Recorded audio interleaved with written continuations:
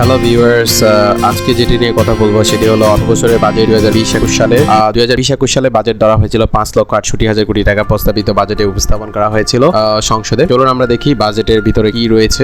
প্রথমত আমরা যেটি দেখি সেটি হচ্ছে বিগত সনের বাজেট। বিগত সালের বাজেটগুলো যদি আমরা তাকাই তাহলে দেখতে পাবো 2018-19 সালের বাজেট 3,91,692 কোটি টাকা এবং 2019-20 সালের বাজেট ধরা হয়েছিল 4,30,190 কোটি টাকা, যেটা পরবর্তী সময়ে রিভাইজ করা হয়েছিল। রিভাইজ করার কারণে সেটার আকার একটু বেড়ে যায়, সেক্ষেত্রে 5,01,577 কোটি টাকা এবং 2020-21 সালে বাজেট ধরা হয়েছে 5,80,000 কোটি টাকা। চলুন আমরা দেখি আমাদের প্রবৃদ্ধি সম্পর্কে একটু জেনে নেই। শুরুতে আমরা যদি বলি, এই যে করোনা ভাইরাসের প্রাদুর্ভাবের মধ্য দিয়ে 8.2 প্রবৃদ্ধির লক্ষ্যমাত্রা ধরা হয়েছে। 18-19 সালের অর্থ বছরে আমরা যদি প্রবৃদ্ধি ছিল 8.15%, যেটা আমাদের করোনা ভাইরাসের কারণে আমরা গত কয়েক মাসের কারণে 2019-20 সালে আমাদের প্রবৃদ্ধি গিয়ে দাঁড়ায় 5.2%, যেটা নেমে গিয়েছে গত কয়েক বছর থেকে। চলুন আমরা দেখি, খেয়াল করে দেখবেন তাহলে আমরা দেখি এক নজরে রাজস্ব আহরণের লক্ষ্যমাত্রা। আমরা যদি রাজস্ব আহরণের লক্ষ্যমাত্রার দিকে তাকাই তাহলে আমরা ডেভেলপমেন্ট বাজেট 2020-21 সাল, যেটার বাজেটের পরিমাণ ধরা হয়েছিল 5,68,000 কোটি টাকা, যেটির মধ্যে রয়েছে ট্যাক্স রেভিনিউ এনবিআর 58.1% এবং 58.1% এর মধ্যে আমরা যদি একটু ডিক ডাউন করে দেখি তাহলে আমরা দেখতে পাবো ব্যয় থেকে রাজস্ব আহরণ করার কথা লক্ষ্যমাত্রা ধরা হয়েছে 37.9% এবং ইনপুট ডিউটি 11.5%, ইনকাম ট্যাক্স থেকে ধরা হয়েছে 31.5% এবং সাপ্লিমেন্টারি ডিউটি 17.5% এবং আদার্স 1.6%, যেটা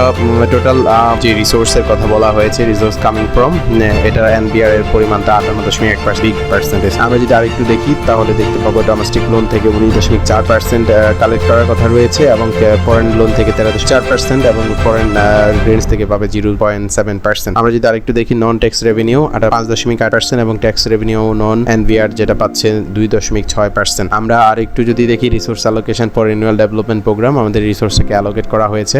এনবিআর এর ট্যাক্স রেভিনিউর লক্ষ্যমাত্রা ধরা হয়েছে 3,30,000 কোটি টাকা, যেটা কিনা অ্যাকচুয়ালি 2018-19 সালে আমরা 2,18,616 কোটি টাকা অর্জন করেছি এবং বাজেটে ধরা হয়েছিল 19-20-এ 3,25,000 কোটি টাকা এবং রিভাইজ বাজেটে ধরা হয়েছে 3 লক্ষ টাকা। নন এনবিআর ট্যাক্স রেভিনিউতে ধরা হয়েছিল 15,000 কোটি টাকা, যেটা কিনা আমরা রিভাইজ করে দেখলাম, যেটা রিভাইজ করে দেওয়া হয়েছে 12,567 কোটি টাকা এবং কি বাজেটে ধরা হয়েছে 14,500 কোটি টাকা। এবং আমরা দেখতে পাচ্ছি নন ট্যাক্স রেভিনিউতে 33,000 কোটি টাকা এবং রিভাইজ বাজেটে ধরা হয়েছে 35,002 কোটি টাকা এবং বাজেটে ধরা হয়েছিল 19 এবং 20 সালের, যেটা 37,710 কোটি টাকা ছিল। অ্যাকচুয়ালি আমরা 2018 এবং 19 সালে 25,921 কোটি টাকা আমরা লক্ষ্যমাত্রা অর্জন করেছিলাম। তাহলে আমরা যদি একটু নোট ডাউন করে দেখি, রাজস্ব আহরণের লক্ষ্যমাত্রা আমাদের 3,78,000 কোটি টাকা এবং এনবিআর এর সংগ্রহ করতে হবে 3,30,000 কোটি টাকা। এনবিআর এর বাহিরে সংগ্রহ করার লক্ষ্যমাত্রা রয়েছে 15,000 কোটি টাকা এবং কর বহির্ভূত খাত থেকে অর্জনের 30,000 কোটি টাকা এবং বৈদেশিক অনুদান থেকে আমাদের আসবে 4,013 কোটি টাকা। চলুন আমরা দেখি খাতওয়ারি কিভাবে বাজেটটা বরাদ্দ করা হয়েছে। আমরা প্রথমত দেখব বড় এক বাজেটকে অ্যালোকেট করা হয়েছে, যেমন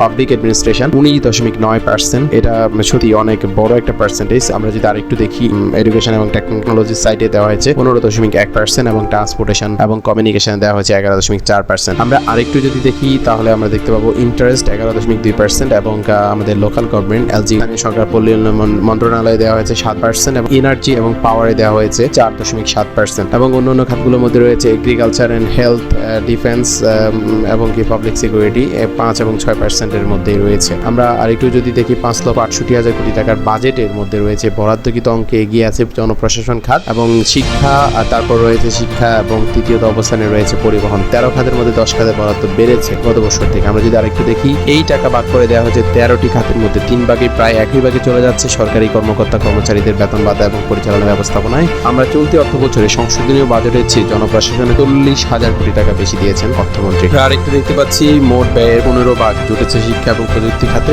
টাকার পরিমাণটা রয়েছে 85,760 কোটি টাকা। আমরা যদি আরেকটু দেখতে পাই তাহলে আমরা দেখতে পাবো অনলাইনে ট্যাক্স দিলে অবশ্যই আপনি 2,000 টাকার মকুব পাচ্ছেন।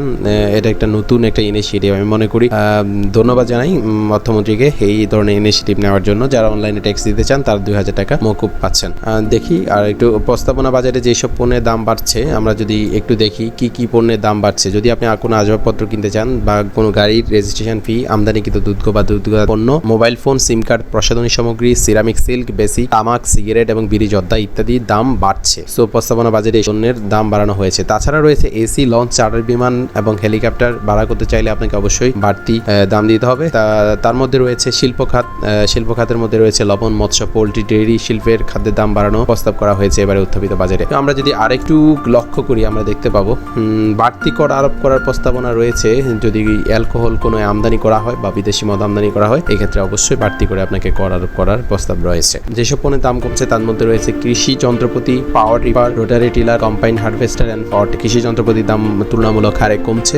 Solar power battery, maize dust এবং দেশীয় উৎপাদিত পোশাক, দেশীয় সরিষার তেল এবং পটেটো ফ্ল্যাক্স, এছাড়াও ফেস মাস্ক, পিপিই, করোনা চিকিৎসার ব্যবহৃত ওষুধ, দেশীয় উৎপাদিত জুতা, এসি, ফ্রিজ, ডিটারজেন্ট, দেশীয় উৎপাদিত স্যানিটারি ন্যাপকিন ও ডায়াপার, প্লাস্টিক পণ্য, দেশীয় কাগজ ইত্যাদি দাম কমছে। এছাড়া প্রস্তাবিত বাজেটে স্বর্ণের দাম কমানো প্রস্তাব করা হয়েছে। আমরা আরেকটু যদি রিকডাউন করে দেখি, সোনা আমদানিতে থাকছে না ব্যাট, তো 15% ব্যাট মওকুফ করা হয়েছে নতুন অর্থ বছরের বাজেটে। তার মধ্যে আমরা আরেকটা বিষয় লক্ষ্য করলাম, 100 টাকা রিচার্জ করলে 33.57 সরকারের কোষাগারে জমা দিতে হচ্ছে। যেমন বাজেট, মোবাইল ফোন, ইন্টারনেটের উপর আরেক দফা সম্পর্ক শুল্ক বাড়িয়েছে সরকার। এতে গ্রাহকের কাছ থেকে 100 টাকায় 33.57 কেটে নেওয়া হবে সরকারের। তার মধ্যে রয়েছে 2020-21 সাল অর্থ বছরের প্রস্তাবিত বাজেটে মোবাইল ফোনের উপর কথা বলার খরচ এবং ইন্টারনেট ব্যবহারে সম্পূর্ণ শুল্ক 10% থেকে 15% করা হয়েছে। মোবাইল ফোনে কথা বলার উপর 100 টাকায় নেওয়া হবে 27 টাকা, যেটা নেওয়া হতো এখন বর্তমানে 100 টাকা কেটে নেওয়া হবে 30.57 টাকা। এবং আমরা দেখতে পেলাম যে ঘাটতি বাজেটের একটা অর্থায়নের বিষয় রয়েছে।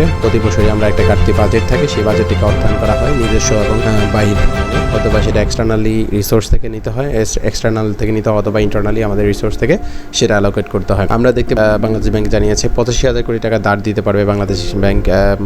এই ক্ষেত্রে কোনো ব্যাংক খাতের কোনো সমস্যা নেই। তার মধ্যে রয়েছে চলতি বছরে এই পর্যায়ে সরকারকে 74,000 কোটি টাকা দাঁড় দিয়েছে ব্যাংক খাত এবং চলতি বছর শেষে জুন পর্যন্ত এর পরিমাণ দাঁড়াবে 82,000 কোটি টাকায়। আমরা যদি দেখি আগামী অর্থ বছরে মোট বাজেট ঘাটতির 45% ব্যাংক থেকে নিতে চায় সরকার। সো এটা ভালো একটা ইনিশিয়েটিভ আমি মনে করি।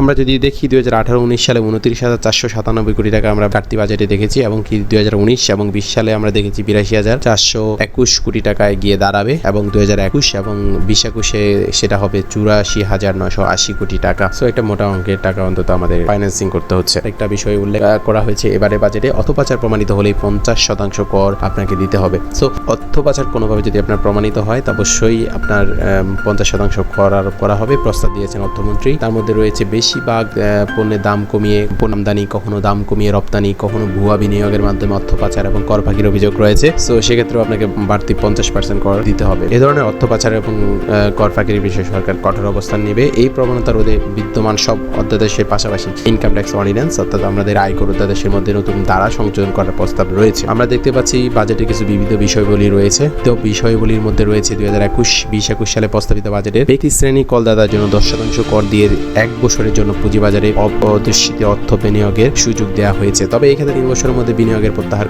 না করার শর্ত রয়েছে। আমরা দেখতে পাচ্ছি পুঁজিবাজারের বাহিরেও 10% কর দিয়ে অপ্রদর্শিত অর্থ বৈধ করার সুযোগ রয়েছে। 10% কর দিয়ে পুঁজিবাজারে বিনিয়োগ করা এবং কালো টাকা সাদা করার সুযোগ দেয়া হয়েছে। এবং আসন্ন অর্থ বছরে ব্যক্তি শ্রেণী করদাতার কর্ম আয় সীমার 2.5 লাখ টাকা থেকে বাড়িয়ে 3 লাখ টাকা করা হয়েছে। প্রস্তাবিত বাজেটে ব্যক্তি শ্রেণী করদাতার জন্য 3 লাখ টাকা পর্যন্ত করমুক্তি, পরবর্তী 1 লাখ টাকায় 5% এবং পরবর্তী 3 লাখ টাকা 10% এবং পরবর্তী 4 লাখ টাকা 15% এবং তার পরবর্তী 5 লাখ টাকা 20%। এর চেয়ে যত বেশি হবে আয়ের ক্ষেত্রে প্রতি লাখে 25% করে আয়কর আরোপ করার প্রস্তাব করা হয়েছে। সো সবাইকে ধন্যবাদ সাথে থাকার জন্য। আমরা info for life. If you are like our video, so give thumbs up and share this video with your friends and families. So if you have any queries, please comment below in this video.